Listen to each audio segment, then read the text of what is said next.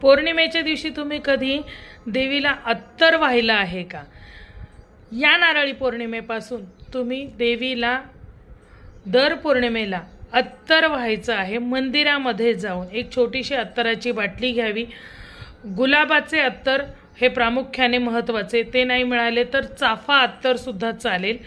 हे अत्तर घेऊन जाऊ शकता. त्याच पद्धतीने गुलाबाची उदबत्ती किंवा चाफ्याची अगरबत्ती किंवा धूप जास्त बघा शक्यतो, हे घेऊन तुम्ही मंदिरामध्ये जा. देवीला हे अत्तर लावा.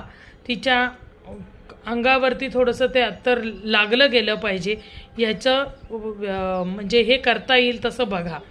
त्याच पद्धतीने जे तुम्ही धूप वगैरे न्याल ते स्वतः तिथे लावा. 11 वेळा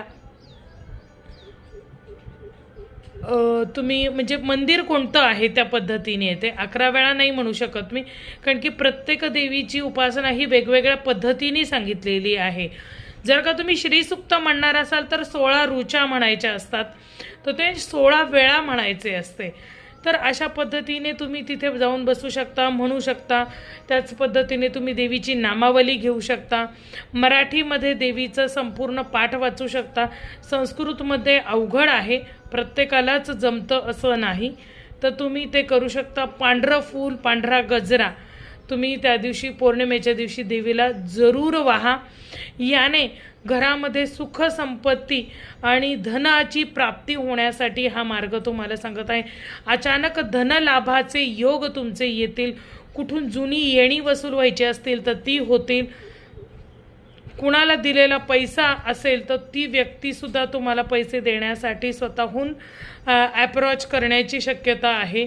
नवीन काही घरामध्ये पैसा येण्याचे मार्ग खुले होतील. अशा पद्धतीने नक्कीच चांगले योग येताना तुम्हाला दिसून येतील. सुरुवात तुम्ही नारळी पौर्णिमेपासून करू शकता. अतिशय सुंदर असा योग हा नारळी पौर्णिमेचा जुळून आलेला आहे. जरूर हा उपाय करावा. जय भवानी, जय जगदंबा.